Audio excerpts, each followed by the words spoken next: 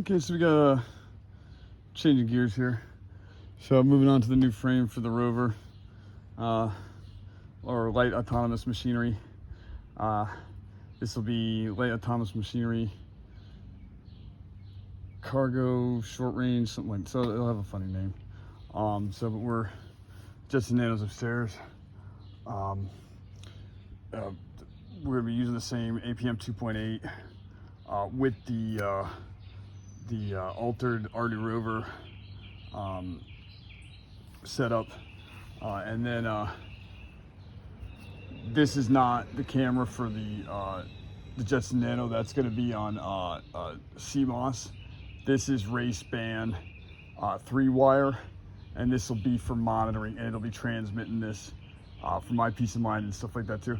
It can have access to it. I'll give it a receiver and everything like that, but it's really just for like overwatch over it. The cameras they'll be using, so it'll be the depth sensing camera, and then we've got an IR array, and the same stuff you saw on the 3-wheeled one, but more of it, and more developed, as well as additional sonar using the lower. So it's sonic emissions. It's short range, but with lowering the voltage and thinning out that oval. So as you when you're doing it in air, as you lower the voltage, you tighten that oval down, so you don't have as much like frontage out. You can't see as wide, but you can see further. So it makes it more viable. So you've got the depth sensing camera, which is running all the time. Then you've got, for the shortest range, the IR emitter receivers within the FCC standards. So we could go further than this, but we're number one, we don't want to be constantly irradiating everything, and then also there's certain regulations and everything like that too. But that's your shortest range. Then the sonic, and then the vision you'll be able to see. But we have to work on that because it's part of the model. So we're not going with. We started from a baseline of an earlier model with a decent amount of inference for what we want, as far as getting acquainted with the terrain, mapping the environment that's around it, staying out a lot.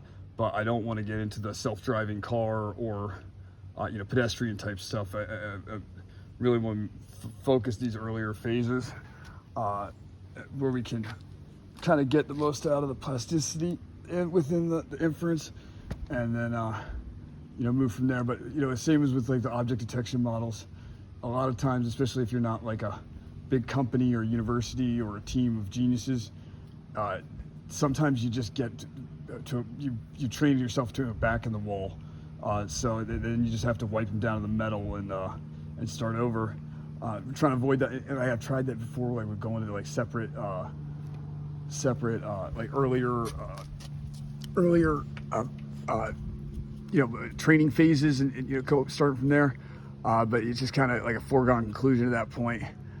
So we're trying to take this as easy as possible, but as easy as possible in the direction we want to go.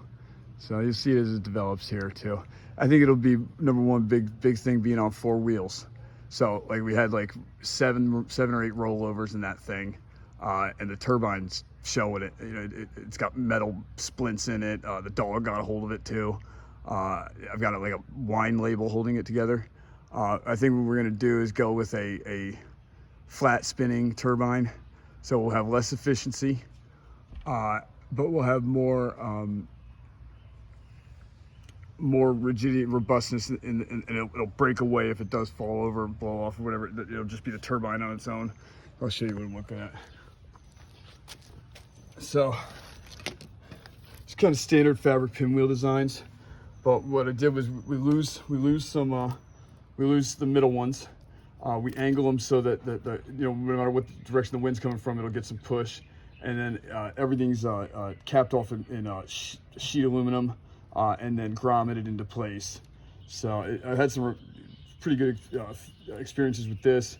It is a little heavier and everything like that, but in the high winds, it works out pretty good having a little bit of extra rigidity and everything like that.